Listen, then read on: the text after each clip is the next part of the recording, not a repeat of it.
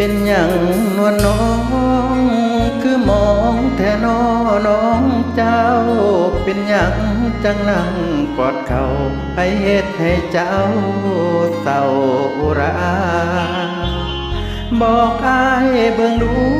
เครียดอีหยังถึงมีน้ำตา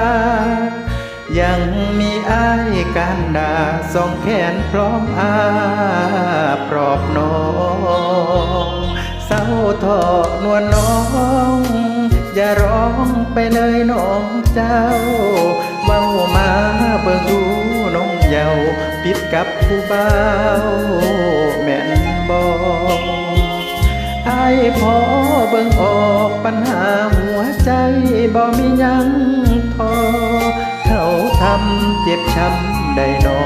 จังมานั่งให้อยู่ข้างปลอดภัยขอเป็นตัวแทนจากคราวได้บอกหากบอกคือต่อผู้บ่าวคนนั้นให้เจ้าให้เศร้าเพียงให้ผ่านพ้นวันแล้วกลับไปหาคนนั้นเขาคงไม่ว่าอะไรอย่าเลยนวลน้องอย่าร้องไปเลยน้องเจ้าเริ่มใหม่เถิดนะน้องเยาวกลับไปเว้าให้เขาเข้าใจเริ่มใหม่เถิดน้องอย่าร้องไปเลยสามวัยขันเข้าป่าเข้าไหลเอาคนผู้พายไปพิจารณา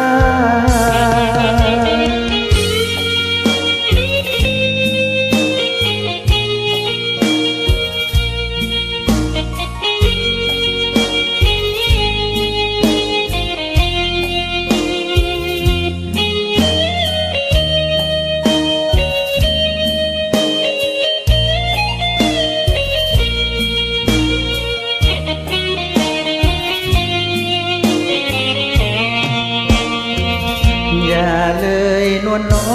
งอย่าร้องไปเลยน้องเจ้าเริ่มใหม่เถิดนะน้องเยาว์กลับไปเว้าให้เขาเข้าใจเริ่มใหม่เถิดน้องอย่าร้องไปเลยตามวัย